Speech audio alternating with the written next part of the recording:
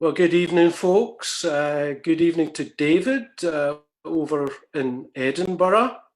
We're over in Glasgow tonight. This is the fifth instalment of our close-up artist talks, and tonight we're joined by internationally renowned photographer and director David Eustace, whose exhibition, if you didn't know it already, and shame on you if you didn't, his exhibition, Dear John, a 30-year portrait, is currently on show at Glasgow Print Studio, next door to Street Level Photoworks in the Arts Hub, Trongate 103. Do visit before the 30th of this month and you can see the work on the walls itself. And if you haven't seen the Marzaroli show, drop into Street Level also to see it. We'll hear more about that project in a minute or two, but just to let you know something of the format of this, we're expecting that this will be about an hour long. Well, David is going to show us a number of works from various portfolios that have rarely been seen, so it's a very special event that you're all attending this evening, and thank you, David, for sharing this with us. We'll talk for about half an hour, or David will, and I'll listen. I may interject and move things along. And then we're going to go to a Q&A. The questions will come in through Facebook in the comments section. Feel free to post questions as we go along. You will be notified, obviously, when we get to the question and answer section towards the end. Now, we won't be able to address all of the questions. Don't take it personally if your question is not raised in the course of this, in the course of the live Q&A. David will endeavour to answer some of them post-event. David, I'm going to leapfrog some significant chapters in your life experience, which are not insignificant, and needless to say, have shaped who you are and your outlook, because a lot of it will probably come up in the course of the presentation and the discussion. But just jump to your discovery of photography in the latter part of the 80s. You were in your later 20s when a friend lent you a camera to take images when you went on holiday, and after that you submitted to a competition at a local camera club. At that point you discovered you had a creative eye. You were a regular attender at Glasgow Photography Group meetings for a period in the late 80s. And that was, of course, the association that eventually, but quite quickly, led to the establishment of Street Level Gallery and Workshop, as it was called at the time. And we'll come back to that very shortly. You studied photography at Edinburgh Napier University, 88-89 to 91. Where you got a degree in the art of photography. You moved to London, where you had already been making regular trips to, and very quickly, but through some hard work, found a footing as a contributor in magazines such as GQ, Vogue, and Tatler, as well as a number of other London-based magazines and a list of international advertising clients. Since '91, you've photographed an incredible number of known people in the worlds of music, art and culture. I'm deliberately avoiding celebrities here, although in doing so I've even mentioned it because that's sometimes a shallow term that's used with kind of careless abandon and applied to people who sometimes have done little to contribute to our cultural life, but not the subjects in yours. Portraiture might be said to be the thing that you're most readily associated with, but your fashion, landscape, and documentary work is also quite highly respected. And I'll mention a couple of them very shortly. You were appointed Chancellor of Edinburgh Napier University in October 2015, the establishment that you studied at and through which you gained an honorary doctorate. Your works in the collections of the Scottish National Portrait Gallery, National Portrait Gallery in London, and in various other private collections.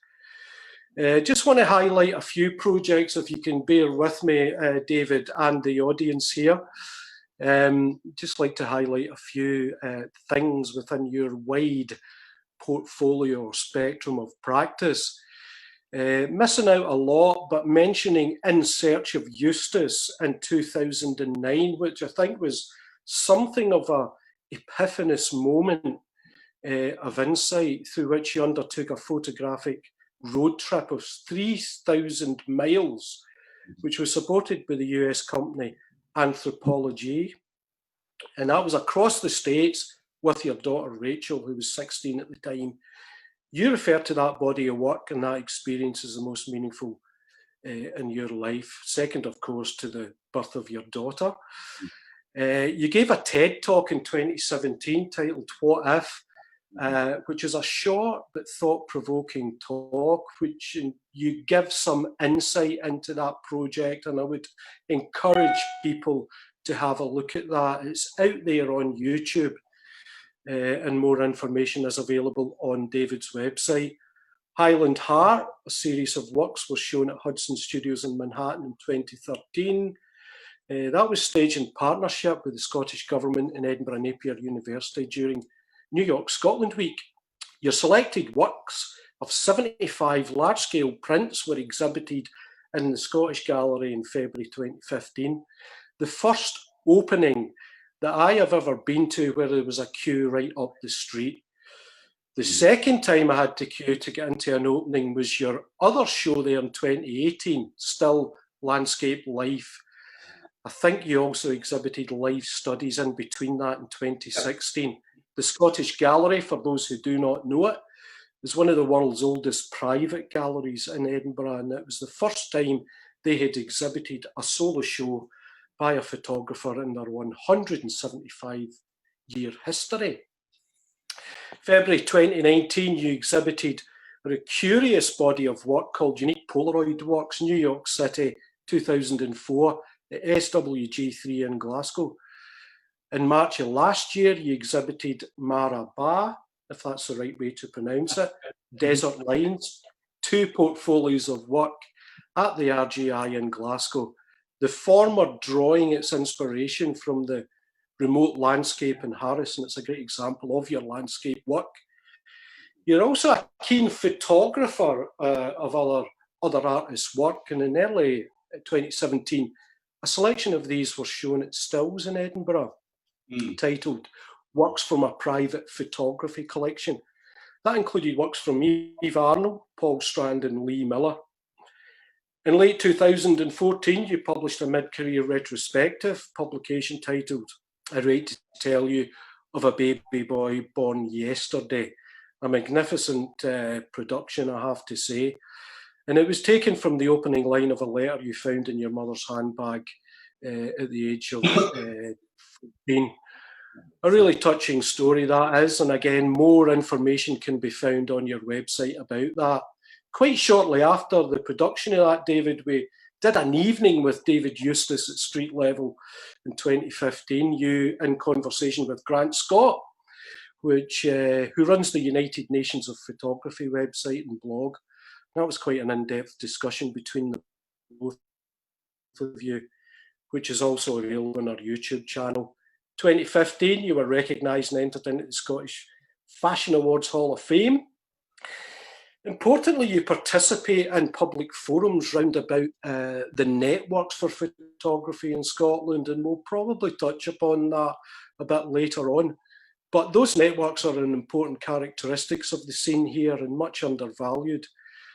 And some of those sessions that you have been involved in, if indeed not organised, you staged the screening of Do Not Bend, the photographic life of Bill Jay at Napier University, a film by your colleague Grant Scott, again, who I just mentioned, and a discussion forum that included myself, Ben Harmon from Stills, Robin Galanders and Annie Lydon from the Portrait Gallery in Edinburgh.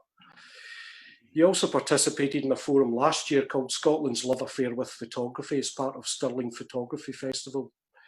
That was along with Ben and myself as well. Anyway, so that's that done, and that's only a partial history of your biog, but every day is a new beginning, David. But let's rewind to around about 1988 when you attended Glasgow Photography Group meetings, and Glasgow Photography Group emerged from the bedrooms and the living rooms of real enthusiasts and photographers who went through the motions and the actuality of creating a space and a place for photography. It really came from the ground up, and it's quite unique in that respect. So to start with, what and who do you remember from that time? From the GPG, the Glasgow Photography Group. Yeah. When I look back on it, you know, it was almost just like a core. Well, you had mentioned I was still working. I was a prison officer at the time, and I had taken up photography as a hobby. And without boring everybody, I didn't know where you went next, so I joined the camera club. And the guy there was had these competitions, and they had an anonymous thing, and you know, it was back in the day. It's things like, you know, you submitted a slide for categories, and the judge was a guy called David Roseman, who I didn't know at the time. And luck, whatever it would be, my slides won. This is where you can end up sounding like an arse. I don't mean it that way, but they won first, second, and third prize. So this guy came up and said to me, you know, you should take this further. And I thought, well, you know, I was still working in the jail. I had taught myself how to process and print and the usual. And it was David that told me about the GPG. So I went along to the GPG, and this was right at the beginning. This would have been about 87, 88, I think. I can't really remember the dates to be true. And for the first time I met people like Ray Mackenzie, Robert Burns, Leslie, Stuart Shaw, Archie McClellan. There was a whole group of people, and how I would describe the GPG was really, you know, just a bunch of amateurs who cared about photography. And what I liked about it was the photography was always bigger than the individual. We actually cared about just talking about photography.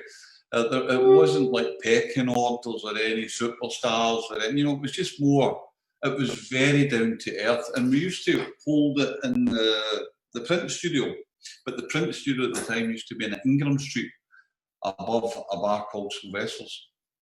And then from there, it moved down to King Street and upstairs on the third floor of where Street Level is now.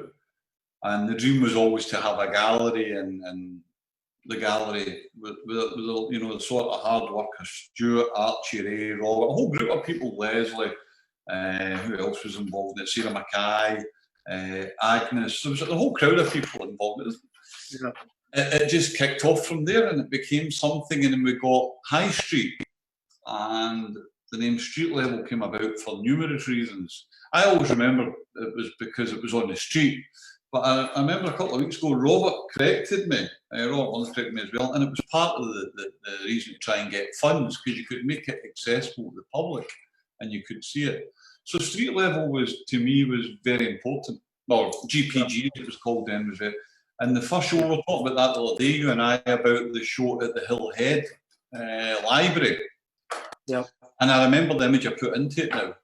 And then we had a second show, but at that point I was studying. I'd resigned the prison service and been fortunate enough to get accepted into Napier at the time. And I was travelling every day through. These were the days you went to university or college every day.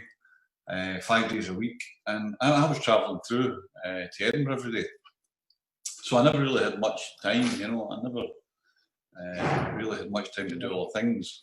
And you did join the board at one point, around about October and November of 1988. But you mentioned the space at the top of High Street, and I just wanted to share an image from that time with everyone here. This is a young David Eustace here. That is Kay Ritchie, who joined maybe perhaps round about the same time as yourself. Mm-hmm. Looking very slim there, David. Were you eating your greens at that point? Complete opposite. It was probably lived the most unhealthy diet. It was at that point, people who knew me, I mean, I was smoking 60 cigarettes a day, drinking a bottle of wine a day, and taking about 14 espressos. So I had more youth on my side than if I hadn't stopped. I don't think we're having this conversation today. So it was not even keeping fit. I really wasn't a fit person. In this image, you mentioned Ray McKenzie. That's him there. That's Archie McClellan. That is Sandy Sharp. Sandy Sharp. Not quite sure who this chap is. Another image here, you mentioned Robert Burns, and that's Robert there, looking very clean face there. Kay Ritchie again. And as you can see, you've got the battens up in the wall. So that was at the time of the building of the.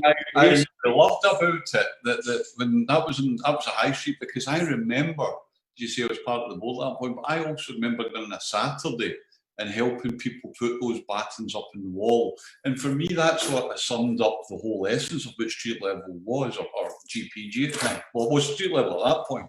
It was more just a bunch of people. As I say, there was no superstars amongst it. It was just, and it was so unpretentious insofar as we were just a group of amateurs who enjoyed and loved photography, you know? Yeah. Well, I'd challenge the amateurs tag, but anyway, we could leave that. I mean, we had that sort of amateurish, you know, it was like, and also you've got to remember, well, you're aware of it, at the time, to discuss and have forums like that, you had to physically do it. There was no online. So you looked forward to it, you know, you go along and you'd made extra efforts and you would go for a pint afterwards, and it was often in Babbitty Bousters, where, you know, they still get the Oscar Mazzaroli photographs up. And it was just it was a really good time as well. And in Glasgow it was buzzing because you had the European City of Culture and all, you know, it was a really, really interesting time. But, you know, that group, when I say amateurs, what I mean was it was just people who genuinely, and they knew their stuff, you know, they were in no way pretentious about it. They were just here to help each other. So it was just comments and questions. I guess it was quite inclusive. I guess the word amateur means you do something for the love of it. Absolutely. That's a better description of the term. Yeah. Interesting you mentioned Glasgow Print Studio is one of the places that Glasgow Photography Group met, because that's where your current exhibition is on, Dear John. So would you like to tell us about that, about your friendship with John Byrne, and show us some of the images? Well, I mean, there's 12 images in that portfolio. Now, it's called Dear John, and it's a 30-year portfolio, or a 30-year portrait. And that really started with a college project when I was at Napier. And I remember, I can't remember what lecturer, it may have been Robin or Chick or one of the lecturers. You know how in university colleges they set these courses. And I think it was one of these ones that, you know, you either do a portrait of your friend or a portrait of this or something. And I wanted to challenge myself. I wanted to sort of, I was looking about culturally at the time. And at the time, John Byrne, who I'd never met, John Byrne had just produced, I always get this mixed up, I've known him for 30 fucking years and I still can never get the order right. It was either Your Cheating Heart first or Tutti Frutti. I think it was Tutti Frutti that was first. John had that been on the TV. Robbie Coltrane had just carried the most incredible play at the King's Theatre, where I believe he played 27 different roles himself in a monologue, just drifted in and out of character.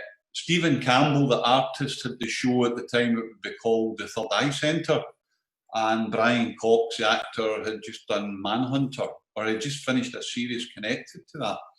And these were all relevant at the time. And I just thought, you know what, these are things that are really, rather than just going, and I think you set your own standards, you know. I wasn't doing it to sort of please anybody else. I was doing it to learn myself and to push myself, because one of the things that a lot of people generally you don't really appreciate is the sacrifice not only I made, but my wife Deirdre made.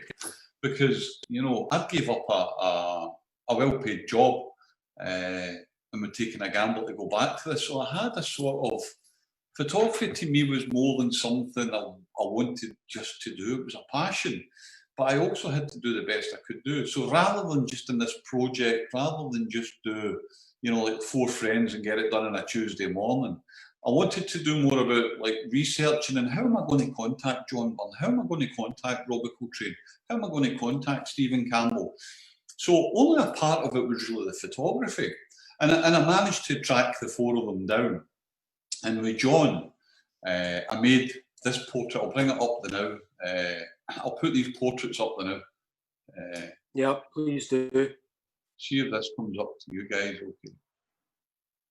Hopefully I don't screw this up. Can you guys see that?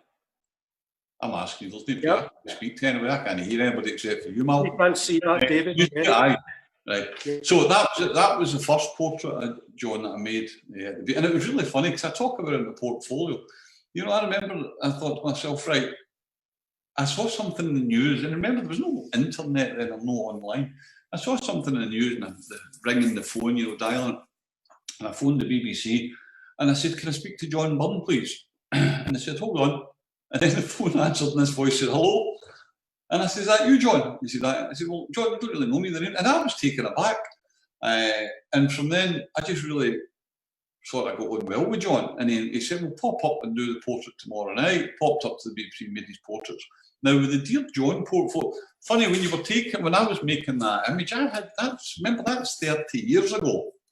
So, you know, you're not creating something that's going to be, I wasn't thinking 30 minutes ahead, never mind 30 years ahead, to be honest with you.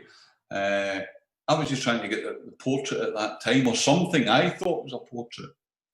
So when I reflected back on it, when John turned 80 earlier this year, it's funny because I photographed him many, many times, probably more than any other person than I've photographed. And I didn't take necessarily what a lot of people would think was the most powerful images, but I took, to me, ones from maybe 5 different sessions. And then because they were all relative, and some of those points will have to stay private, but some of them were relevant at times within both our lives. And this was the first image, so this was in it. I'll go through these in both. But as I say, they're not in any real order. Right, tell me if you can see this. Is that doing anything? Yeah, we can see that. And I mean, he's such a great subject and sitter for him. Exactly. But you know about John, I see this in the portfolio. There's a statement in the portfolio. I was very fortunate with this. You know, I got good people to help me make this. You know, I had to get this portfolio, to create it. You know, it's like everybody. You know, you've got to go that extra yard. You know, people think, oh, you've done okay, you must be. Oh, no, really. You know, I'm a photographer, but I've always worked with that, taking chances and pushing myself, and I've never, hopefully, held back on quality. You know, that to me has got to be imperative. It's my business overdraft facilities are nobody else's business as such. What is somebody's business is when I create a portfolio and I present it. So it's got to be the standard I want. So this portfolio is going to cost me a lot of money. It was on handmade Japanese paper. The boxes were all made handmade again in New York. It was letterpress embossed. So I had to sort of create funds for it. And it was someone I know who suggested, you know, do sell. There's 50 in the portfolio. And this chap said to me, you know, Sir Angus Grossart, who said to me, we'll do 25 and make it available as an introduction price. And each person's, you know, credited within the portfolio as being part of it. And that's what I loved about it. Some really interesting and diverse people. Now, that's how that portfolio came about. You know, I couldn't have financed it all myself in the one go. But the one thing about the content within it is an artist statement page, and I speak about that conversation with John, and you can see that page if you're in the print studio. John McKechnie will show you the page, anybody who wants to go and see it. And there's a line in it, and I still believe it. It makes me smile when I look at this image. I always think John, and I don't actually know what I mean by it, but I think John looks how an artist should look. Do you know, if you imagine, you go, right, I'm going to create a picture of somebody who works in the bank, or somebody who is an architect, or somebody who is then you think, I'm going to think of an artist. I always think of John. I don't know why. Anyway, so I'll go through some of these. There's 12 in the portfolio. There's a couple here. That one was made, like, that one's 30 years ago. That one was maybe 10, 15 years ago. Well, maybe 10 years. That was about 3 years ago or 4 years ago. That was about 17 or 18 years ago. That one, again, 2 years ago, maybe. No, maybe more, like 4 years ago. And that one was the same with the yellow suit. That was, it was actually a friend, two friends, Stuart Kidd and Derek Walker, had said to me at the point, they said, look, David, we're thinking about doing something about an advertising campaign to promote the clothes that Derek was making. And then we're talking about ideas. And I said, look, would you ask John if John, because they just look like John, they've got that character. And John loved the clothes, so John was all for it. So it was I think it's like most things, it's a collaboration, you know, it's always a collaboration. But you've got to have, without sounding dictatorial, you've got to have direction to it, you know? Yeah. Empathy. Well, yeah, you know, and so, hold on, wait, I'll come back on it. Tell me if I'm doing this right, I'm calling up. So, doing it right. Come back on here, and I stop share. But, is that me back now? Right. Yeah, we can see you full screen now.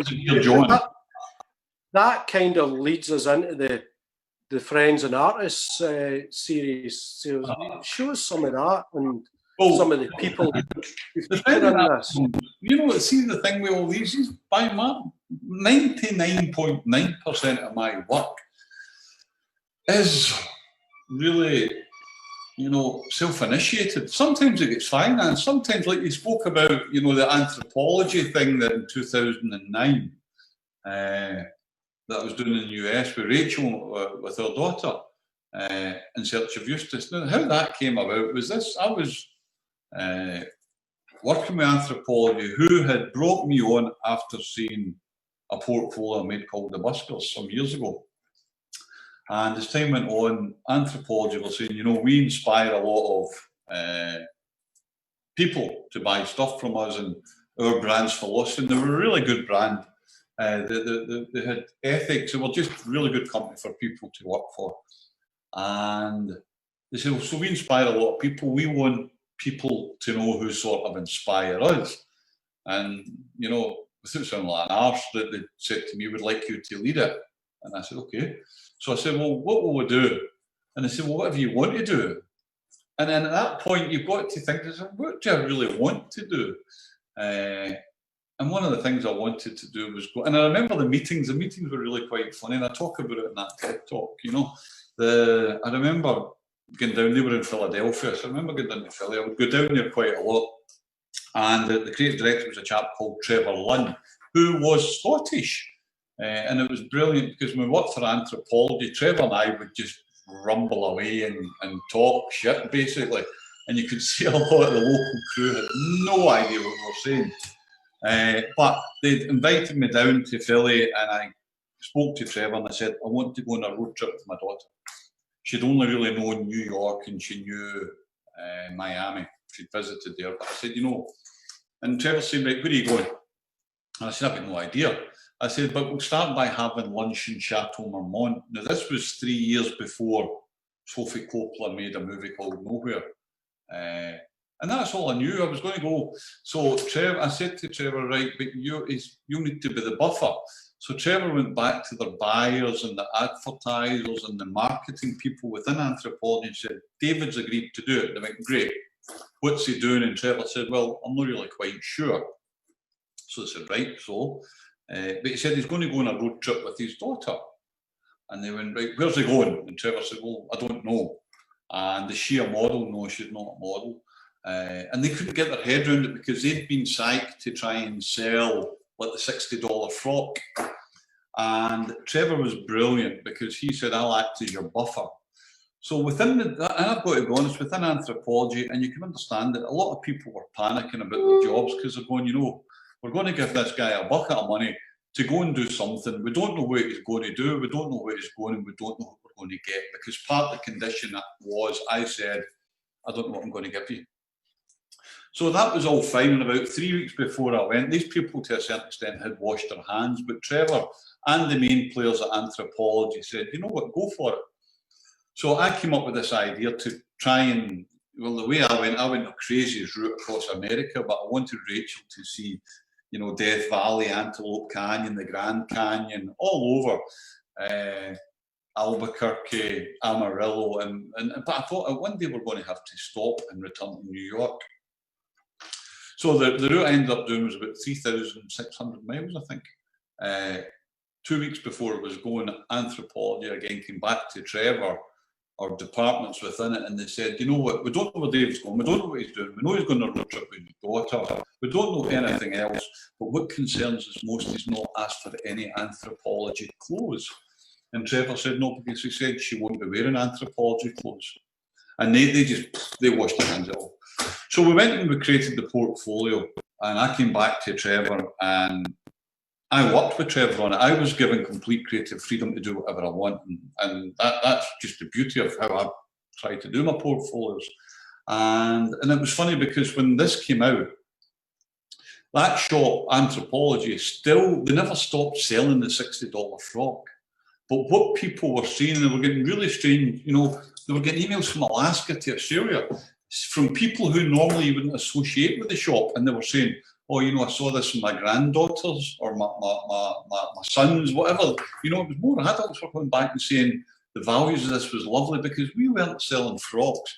We were selling a father and daughter road trip. We were selling love, insecurity, hope, normality.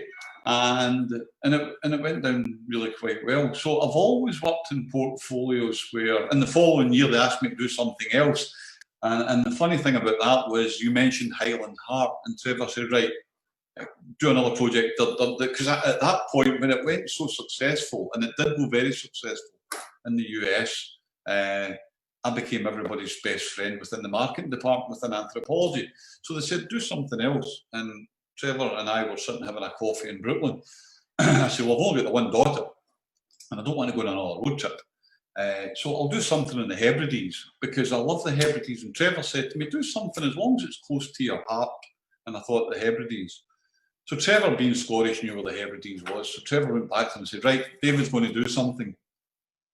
And they said, great, great, great. Is it another thing with his daughter? And he said, no, he's not going to do it with his daughter. He said, right, so is he going with a model? No, he's not going with a model. What's he going to do? Trevor says he's going to make a series of landscapes in the Outer Hebrides. And they're going, where's the Outer Hebrides? And he's going to Scotland. And a lot of them were going, where's Scotland? You know, that was a reality check of it all. And they were saying, well, is it beautiful? Is it like the Bahamas? Is it the Caribbean? And Trevor's going, no, it's really quite miserable. He wants to shoot these angry landscapes where, for that second, that nanosecond, it will never repeat. It will never be the same. It's a changing landscape that nobody owns. And you could see them looking, going, fuck, how are we going to sell this? And we made Highland Heart. And again, it was very fortunate because it appealed to an audience who associated the tonalities, the colours, the textures in the landscape. And we were fortunate, about 6 months after we published it, it was all published online. After 6 months later, Pixar brought out a kids' cartoon called Brave. And people were thinking what we had done was, you know, all CGI. And people were actually writing and saying, is this a real place? And it went really well. And then the following year, they asked me to do something else. And I said, I've not got any ideas. So I never done it. That was a long-winded thing. So the point of all of that comes back to most projects I work on, they're personal projects.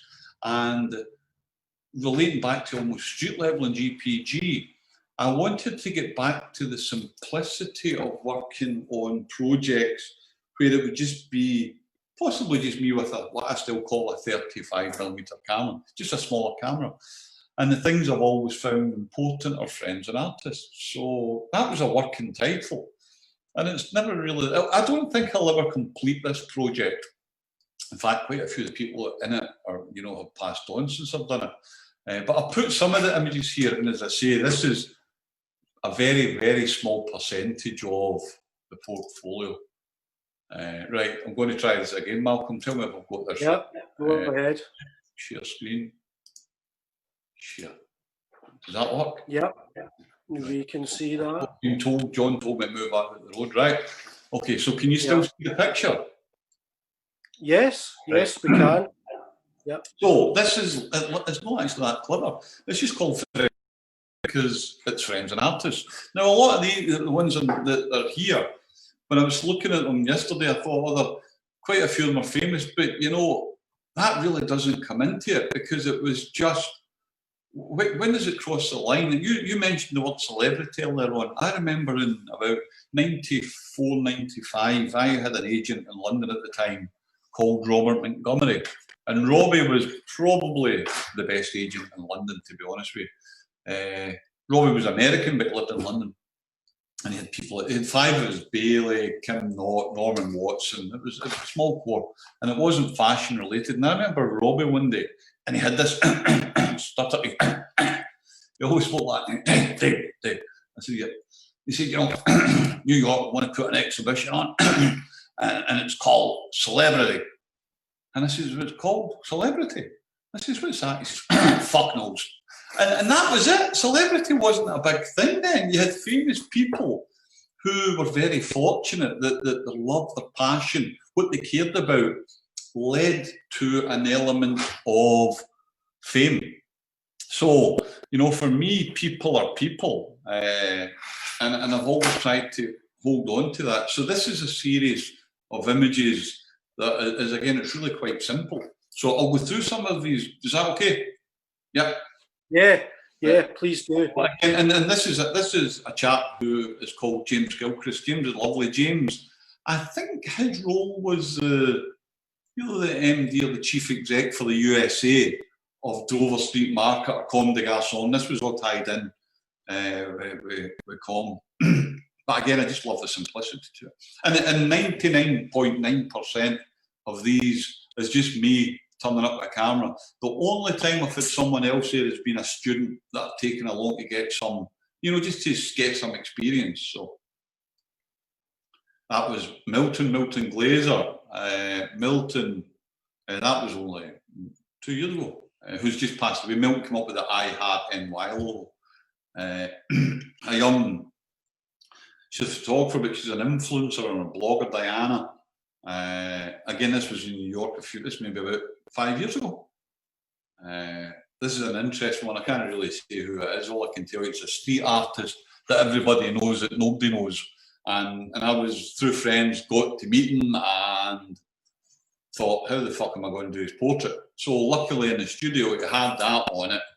And that was on the wall. You know, I'm not a portrait. And I said, can we take it out of the frame, put it up, and that became a portrait. This is a really lovely person. This is a dear friend, Alison Watt, who is just the most beautiful artist. And there's something I always find very delicate and I hope Alison doesn't mind me saying that, you know, quite simple and gentle. It's very peaceful, something quite pure about Alison. There's a kindness that I think she just radiates. And I love that about Alison. Yeah. Pardon me, Dimmy Holloway. Which was funny because just above James's head there's an Alison Watt painting, and that was for his book. They never used that one. They'd asked me to go and make some portraits, and that was just one. It was I think when I offered that, I offered the publisher 5 images, and the publisher felt that one was a bit too dark, I think. So they never used that.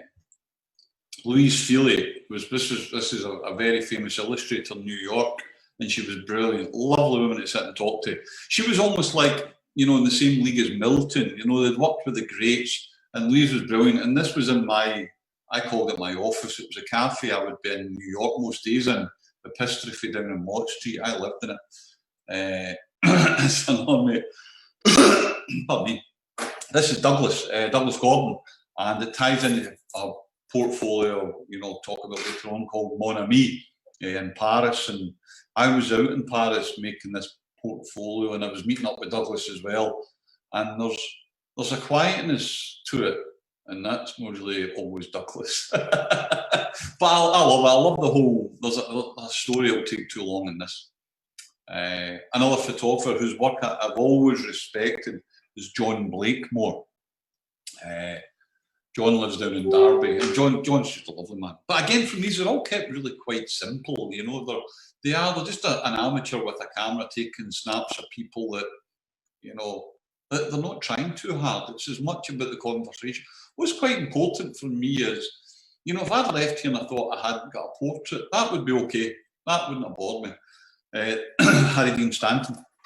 And this was through a mutual friend, Seamus McGarvey. Seamus is also in the project, but he's not in the slides here. I was flying into New York, and I was sitting on the plane watching a movie all about Harry Dean Stanton, and at the end the credits came up, director Sophie Howard, director of photography Seamus McGarvey, and I phoned Seamus and I said, you know, I've watched the movie. And he said, right, you need to come out, and this was one of the best nights of my life. Seamus said, the next time you're out on the West Coast, I'll get some people round for a pizza and blah, blah, blah. So I said, Seamus, I'm coming to Death Valley on Wednesday. This was maybe on a Sunday. And on the Wednesday, I was going to Death Valley. So I got to Death Valley and I thought, I'll jump in the car and I'll drive over to LA for the Friday night. Seamus organised some friends, and he had, you know, Brett Ellis. He had some really, who was the guy that wrote being John Malkovich? What was the name of that guy? Oh, there's a lot of famous writers and you know, it was really nice. And I'm there talking to Seamus, maybe about 20 people, we're drinking wine and having some pizza. And Harry came walking in, and he had one of these little old, he used to get them in first class in a plane, like toilet bags. And the one he had was a bit like his, can you see his feet in that? He's got these slippers that are on, that are all battered and bruised. And he had this wee bag that looked very similar to that. And inside it had these 5 harmonicas. And Seamus said, Harry, this is David, you know, I want you and David to have some time together.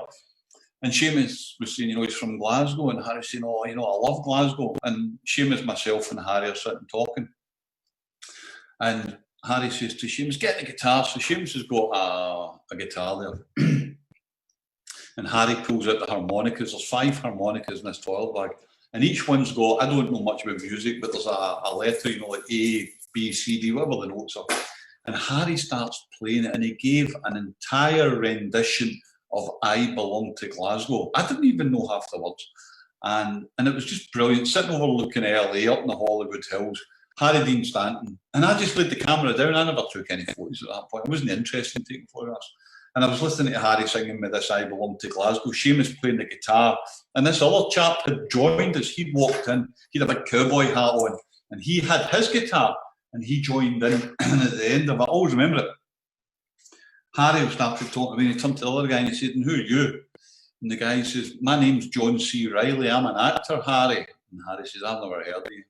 And it was one of the things, it was just, you think, this was part of the thing. So, come 3 o'clock in the morning, we're all quite drunk. And I said, Harry, can I do your portrait tomorrow?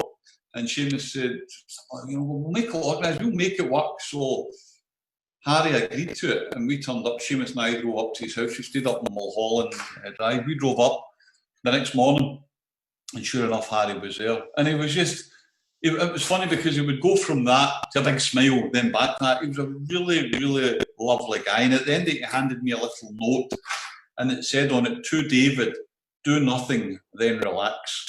And it was lovely. So that was Harry Dean Stanton. Listen, you featured Graham. Now, yes, Graham and I would meet often in New York. Graham was in Brooklyn, I was in Manhattan, but we'd meet in New York. And funny enough, that bench is to the right of that picture. This is on Bleecker Street, and to the right of that picture is Robert Frank's, or was Robert Frank's house, number 7. And Graham knew Robert Frank quite well. I'd sat and spoke to Robert Frank a couple of times, but Graham had formed a relationship with him. And I photographed Graham outside Robert Frank's house. And it's funny, the first time I sat with Robert Frank, I never lifted the camera. It was a bit like Harry Dean Stanton, because if I'd walked up, when you would walk past him most days, he'd be sitting there with his wife. You know, there were a couple of New Yorkers sitting on, it wasn't a stoop, it was a bench. And, you know, I sometimes kick myself because I would have rather walked up and said, Mr. Frank, can I take your photograph? But I never, the first time, you know, I just walked up and said, hi, do you mind if I sit down and have a chat? And I didn't want to go into that way, oh, and by the way, can I take a photograph? You know, so I never photographed him. But Graham, this was the boxing gym next to it, and I just love the whole chaos that's going on all round about, and I've got so much respect for Graham McEnroe. I really, really admire the guy for what he's done, what he continues to do, and what he's done to help others. So Graham was an obvious choice. Although there's a shot outside Robert Frank's, I might use that. I've never shown these, you know, so who knows. Andre Serrano, again, this was made in Edinburgh, but I'd had dinner with him in New York before, and I find him a really interesting guy. I find him a very peaceful guy, believe it or not. I'm not going to go through these too much. Bobby Carlyle, I've photographed Bobby many times, but again, this was just for myself. Just we were actually, believe it or not, playing football in his backyard, and the two was kicking the ball about, and the light was just lovely. And I thought, Bobby, going to stand there, and I took just this. There's just snapshots. And Axel Vervoort, who is someone that I really wanted to meet, because that's what photography has been for me.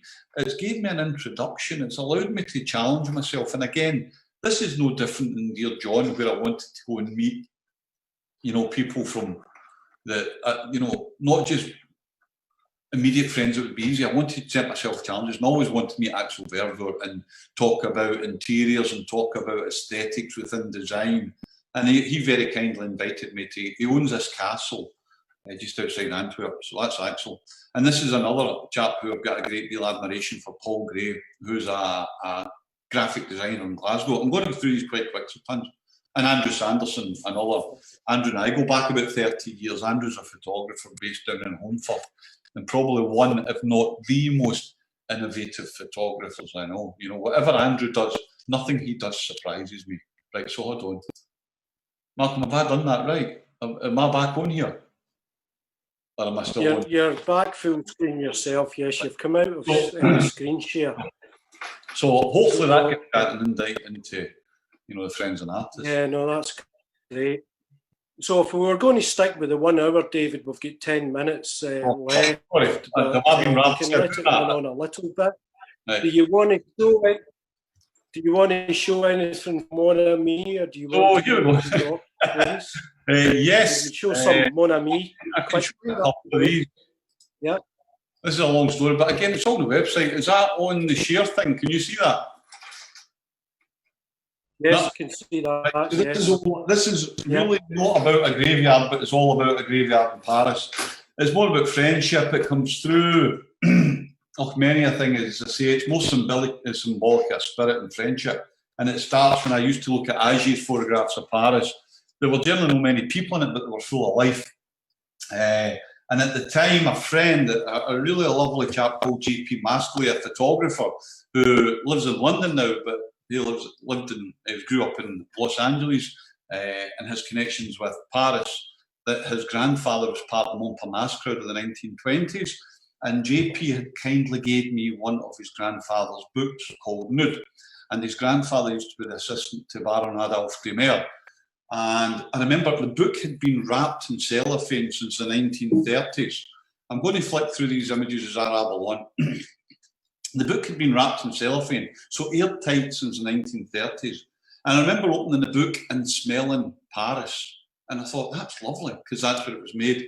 And that friendship, and I thought, right, I'm going to go and make a portfolio in Paris and friendship. And I didn't know on where or what. And I thought, a graveyard, why not? Because, you know, it's full of tombs. It's almost like I could smell Paris from that book. So the friendship didn't have to be people who existed. It was more a spirit that existed. And it turned out JP kindly allowed me to stay in his apartment. So these are on the website, but they've never been exhibited yet. And it's called Mon Ami. Again, they're all really quite simple. They're not that complex for me. And it's like everything else in a photograph for me. I'm as much concerned about, you know, leaving things out of frame than putting into a frame. So half the things that make the photograph are the things that have been in front of me, but I've chosen not to include in the frame, if that makes sense. So anyway, that's Mon Ami. Right. It's on the website, I say. Oh, what was that? Yeah. So you've been you've been pretty busy during this unfortunate episode of lockdown and restrictions, but one of them was getting access to a new studio where you've been taking a lot of portraits. So do you want to move on to that? Tell us a bit about that. And nobody has seen this work. And the whole essence of this work, I've got to quickly explain it. It won't make sense. I'll fly through this. One night I was sitting bored on the internet and I thought, I was looking at it was a painting of Henry Raeburn, Sir Henry Raeburn. And I thought, I wonder where he painted. And I went online. That's the beauty of the internet. And I discovered it was 33 York Place in Edinburgh. And it had just been sold about 2 years before that. So the following day I went down to York Place and I was looking through the windows and it still looked empty. And I thought, right, I need to make contact with the owner to see if they'll give me access to it. And I managed to make contact with the owner through mutual friend Guy Peplow, whose grandfather also painted in the studio a century after Raeburn. Alice Trongate, the National Gallery, or the curator, had just written a piece recently on. Alice came along and saw me working on one of the portraits. So Alice is attending this evening, David. Is Alice is watching right now. All right, yeah, okay, yeah. Right. Hello, Alice. I don't know if you know that. So anyway, I went through this portfolio, and then I thought the chap who owns it, Keith, and it's managed by a lady called Mary. And Mary and Keith have just been absolute godsends. So they said to me, David, use it whenever you want. Here's the key. Gave him the key to the studio. And I thought, right, okay, I'm going to make a portfolio. And then I thought, but on who? I had no idea. And I didn't just want to make a series of images for the sake of doing it. It had to be more than a vanity project, you know, saying, oh, I worked in Raeburn Studios. There had to be a purpose. And you can imagine with good intent, a lot of people suggested different people, but I work in bodies of work. And you know, the most obvious one they were all saying was like, oh, you know, politicians. And I thought, dear Lord, no, I've got no interest in politics whatsoever. So I thought, no. And days turned into weeks, and they turned into months, and then a year passed, and I still didn't know who I would photograph. And then one night I have a neighbour called Lord Philip Brodie, who is a judge. And Philip invited me to this dinner once a year where the Supreme High Court judges invite, each judge invites a guest to this dinner. They always say it's to prove that they know people out with the legal profession. Anyway, I was kindly invited and it was lovely. And I was sitting in one of the areas within Parliament House, and on the walls, I was looking on the walls, we're not bringing these up now, hold on. I was looking on the walls and I was sitting between Lord President, Lord Carloway, and Lady Dorian, who is the Lord Justice Clerk. And on the walls were all these photographs, or all these paintings, sorry. I'm going to try and get this up. Is that up there yet, Malcolm? Or have I cut you off? That's it up. Mm-hmm. Is that up, right? So on the... See your portrait. Your portrait of Paul, is that not a Raeburn painting behind him? Where? In your earlier portrait. Don't go back to it though. Oh, the one of Paul. I don't know. No, I don't think it was. I don't know. No, not Raeburn. No, anyway, this one. I was sitting at this dinner and I was sitting between Lord Carloway and Lady Dorian. And I soon discovered within a few minutes how they, you know, they had a real love and passion for the arts. And I was looking at round the walls, there was all these paintings 200-300 years old. And I said, you know, it's the kind of thing that what I like to think we're very fortunate in this country that, you know, judges at that level, we have to as a society believe in them. You know, there's so many countries I've visited, and I've been around the globe a couple of times, where a lot of them, like, you know, they can't really be trusted. But in this country, I do believe that we have something, the sort of foundations of any society is the rule of law within reason. And one of the things was these portraits, and I thought, you know, thankfully there's been a lot changed within the law in 200 or 300 years, including primarily, you know, the amount of females now, thankfully, within the law. That never existed before. That was, you know, it was over time. but the aesthetics of it hasn't changed that much. And one of the things, I had the conversation with one of the judges, was they were saying, you know, they're thinking about doing away with the robes. And I said, well, the thing for me, I think the robes are important. I think they give a sense of event. And they were saying, you know, it's that thing when someone stands in front of you. And I said, the robes for me don't serve that point. The robes serve to remind those who are wearing them of the responsibility they have. And that's how, so I was looking at these, talking to, and Lord Calloway said, you know, some of these portraits are by Henry Raeburn. And I thought, wow. So it wasn't necessarily a eureka moment, but it made sense. So these were some of the Raeburn portraits, and he'd painted in the studio at 32 York Place. So I set about trying to organise, and the quotes were brilliant. 25, I think, 26 law lords. And you can imagine their diaries. So we got it all ready to go, then COVID hit. And it was all put on standby, couldn't do anything about it. Then I got told that the studio was ready to sell and could have crashed it all within 3 weeks and a half. So what you're seeing here now is just some test prints from it. These are work prints from it. But I've never shown these before.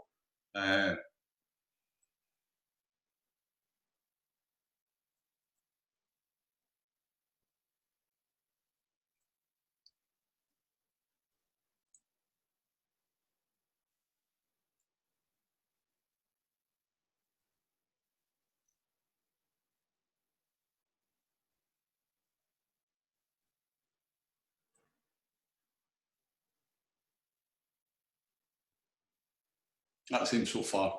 I mean, there's this is the first edit, and there's about, I think there was 20, it was either 26 or 27 people I photographed for it.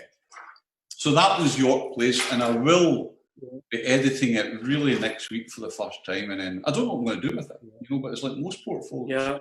Yeah. I'm going to say something predictable, obviously, that they're very painterly. Yeah. But how is painting kind of influenced you in that sense? Yeah, you know, there was earlier this year I was asked by the National Galleries to, you know, they have this thing for patrons where they invite you to an artist's studio, and they asked me could invite the patrons to my studio, and I said I don't have a studio, and they said, well, can we come to your home? And I said yeah. So we made cups of tea for them and things. They came to the home, and for me a lot of them were coming to see, you know, my work, but part of my work was designing part of the home as well, you know, what would go there, so everything becomes a frame, and I don't see much of a difference. It's only a matter of opinion, you know, be it taking a photograph or designing an office or creating a painting. I don't know what's good and what's bad. I just know what I can do, and that's it, and what I can't do. And, you know, I don't really think too much about it. I think about it all the time, but I don't really get lost in it. So I love painting, and it's funny because I really knew what kind of painting I loved before I really knew it existed. I remember at school trying to do things, and I didn't know there was movements. You know, at my school it wasn't a big thing, so I like most things. You know. Okay, well, it's great to see that work, David, and for you. I'll put up hopefully in about a month's time. It'll be online. Reveal that to us and such, you know. Yeah. So you're going to edit it. So you put your work together in portfolios, I guess. You know, the question might be unfairly, where do you go with these portfolios in terms of sharing it? But you're sharing it already. Well, so it remains to be seen. Well, one of the things important with my work in 2007. We had a fire, and I lost probably about 2/3 of my life's work, the negatives, and they were destroyed in the fire. And at first you think to yourself, like, oh, I was in New York and dealing with my wife and phone to say, you know, there's been a fire next door. And it's kind of ironic because we just brought the negatives back after they had been in storage for 3 years. And then, cut a long story short, the firemen trying to save our house had soaked them, the heat had melted them. But what I took from it was the purpose of these negatives was to really record an event in my life. So if I was photographing you, that was an event in my life. And by this fire, they'd recorded a second event in my life, and I wasn't bothered that I'd lost them. What I had seen is now I had sort of inherited through a fire individual pieces. So I may show these as pieces, but what I hadn't also lost in the initial thing was the memory, or the event. So the events and the memories and part of that is as much to me as taking a photograph. Yeah. It would be great to see some of them scanned in, David. Should we move on to a couple of questions? Is that okay with you? Yeah, I'm yours. We've still got 85 people right. remaining in the chat right now. Scott Tyler. Yeah. Scott Tyler asks, or rather says, I get the impression when David shoots his portraits, he only shoots half a dozen frames with a couple of setups. Yeah. Is that the correct impression? And I'll keep the answers quite short, but hopefully respectful enough. I don't actually like the word shoot. I think it's just it's maybe connotations because I've been in the forces, and I don't like anything like that. I think there's more a gentleness and quietness to what I try and do. I used to shoot just a few frames. Now I shoot far too many images because of digital. But I think one of the things is, in the past you used to shoot, half a dozen frames or 2 rolls, and it made your edit easier. Whereas today you can shoot so much and it just makes your edit so much more difficult. So I don't look too much. I like to think about what I'm doing. And sometimes, I give some talks to students, and one of the things I think it would be important for students in the first lesson when they go to take photographs is you must insist at first to use a tripod. So they can step back from the camera, so they can look at what they're doing and think about it. Otherwise, it's a bit talking about shooting. It's like comparing a sniper who's got 1 bullet next to a monkey with a machine gun, and it's all relative, So yeah. I think about shape, structure, and I always go in with a rough idea, but I'm always open to things that might just develop and change. So I don't actually take too many shots. Okay, without giving away any intimate trade secrets, but Alan Kelly asks, how did you achieve the painterly effect on 32 York Place? I don't really have any secrets, to be honest with you. It's like, if I can help somebody by telling them what I do, that's fine. I'm going to do my next thing anyway. So that's the one thing. I think I'm not telling you sort of thing. I'd rather share things with people than not. I worked in North Facing Light. I generally do that. I like working. One of the hardest things I think was coming from black and white can create, and without sounding again like a big-headed arse, I was actually quite a good printer because I looked at light. I saw how light fell, how it worked, but when you move to colour, I do think it takes a bit more consideration. But most of the time I've worked in north facing shadow light, so there's a quietness to it, and that's what hopefully I try and, taking a photograph from these many things, it's your viewpoint, it's the person you're photographing, it's the time you're photographing, it's where you're photographing, it's how you're going to photograph, it's the f-stop you're working with, and it's ultimately what you want it to look like at the end. And yeah, that's what it's like. I feel there's a nice synergy between your work and Alison Watt's paintings, in actual fact, in terms of the space and the stillness. The director of John Malkovich, the writer was Charlie Kaufman. Yeah, that's right. Yes, earlier on. Yeah, exactly what it was. Yep, I'm hopeless with him. Now the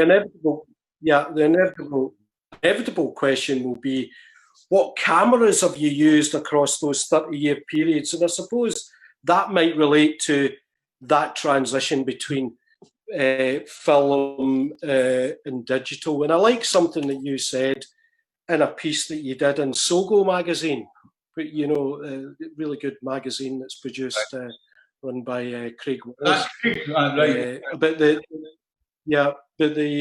kind of romance about film, and that people think I have a camera, therefore I am, is not quite good enough. Any comments you'd like to make on that? Well, I remember a student once saying to me, this was a couple of years ago, what was the difference between analog and digital? And for me, this is only my tuppence worth, for me, I think digital makes it easier for those who know what they're doing. And it makes it possible for those who don't.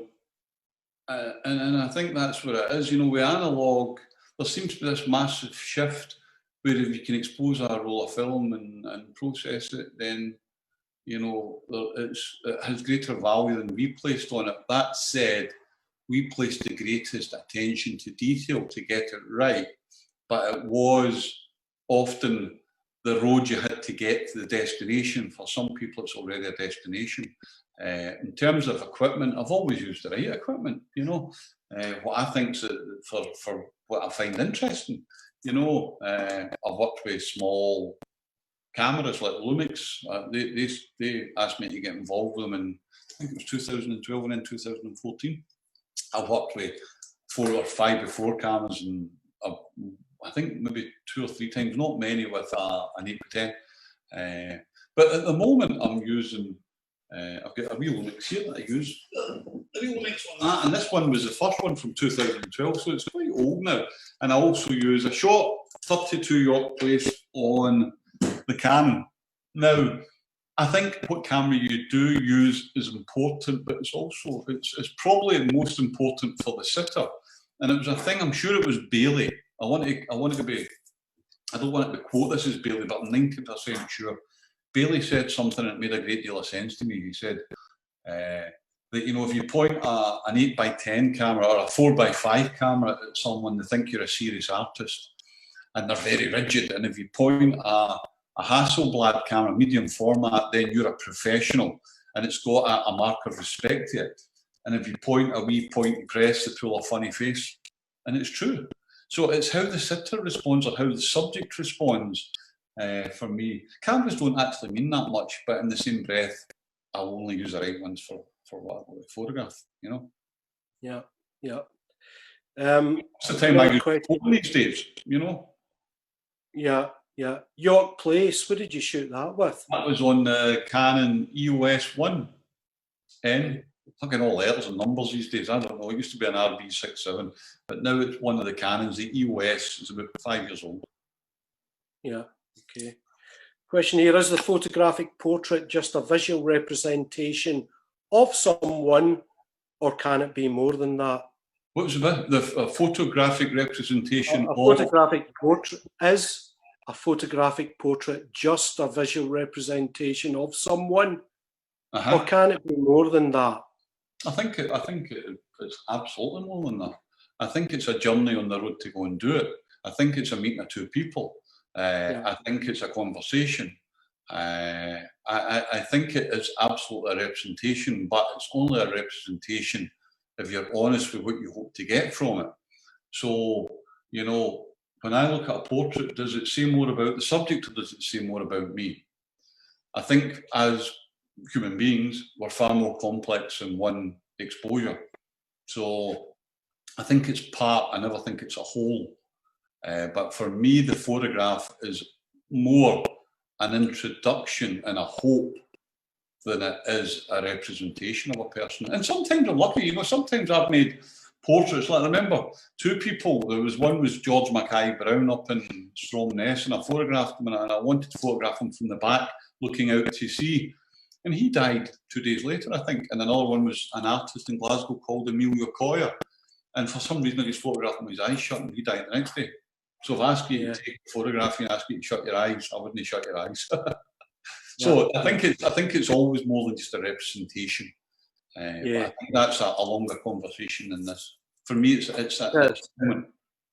And it depends what you bring to your looking at. I mean, a lot of portraiture is, you know, it's complex. There's no, you know, it's just a phrase. It's a term that we use as an umbrella to sort of encompass 1,000 different things, you know. Yeah. So it's a portrait of your child, or is it a snapshot of your child? You know. Yeah. It's a complex subject. So I think I think we're going to probably draw it to a close now, David. You know, that's us at 7:45 now. I was sitting in on a talk earlier on today through the Portobello Photography Blethers that Alicia Bruce organises. And you'll know Alicia, I think, quite well. She was in discussion with Nicky Bird today, but she asked Nicky a question that I'm going to put to you, which was quite a good one, if slightly unfair. If there was one thing you could change about the photography scene to support the practice in Scotland, if you could change one thing, what would it be? Why would I be the person to change it? Yeah. You know, it's not. That's a good enough answer. Photography for me is a very selfish thing. It has to be. I think it becomes another level when you present it on a wall for others to view it. But for me, there used to be one thing I find quite interesting. You know, when we used to take photographs, and going way before, it was always, you were almost hidden. So you were under a dark cloth, or you held a camera so close to your eye. You know, it was like that. But what I find not disappointing, that's too strong a word, but I see today so many people take a photograph and they hold the camera at arm's length. And that distance between, I think, is quite important. So they hold the camera at arm's length, and the first thing they almost do is show it to other people for some form of, you know, acceptance or some form of credibility. For me, what I would say, it's not for me to say what can change photography. Photography will take care of itself. What I think is important is the element that I first drew me to it, and meetings like the GPG, it became Street Level, was the same principles I've hopefully held from then to today, and so far as I've still got the same love affair as an amateur has. I've just got more experience, you know? Yeah, yeah. Does any of that make sense? That's a very good answer. Well, yeah, makes absolute sense. So I think we're going to draw it to a close. If I could just say that the publication that I mentioned earlier on, I write to tell you of a baby boy born yesterday, only yesterday. Yeah. Now, only for tonight, Street Level has 2 special editions of that includes a print in each one. Normal price is, I'm sorry to do the sales thing here, £150. We're selling them tonight for £100. Only tonight. Otherwise, go to David's website and the shop section. I'm not getting left. And you can see them, as well as a number of other items. So thank you so much for sharing all of that with us, David. It's been great. Absolutely fantastic. Thank you. And there's a lot of comments. There's a lot of comments on Facebook, David, that you might want to look back upon when we sign off here. Right. So just to everyone else, I'd just like to thank you for joining us tonight, and please tune in again next week when we'll have a Jamo talking about his work, Future Histories. That's part of Black History Month. It's up on our website, so do tune in. So you'll see the link to David's website. Do look up all the information on the various bodies of work are up there. As David has said, he's not one to hold back on sharing. So that's been fantastic and absolutely seamless, David, as well. Technologically, it was seamless. Well, I'm really I've done what I'm told. Yeah. So thanks everyone again, and see you again soon. Bye. Bye-bye. Thank you.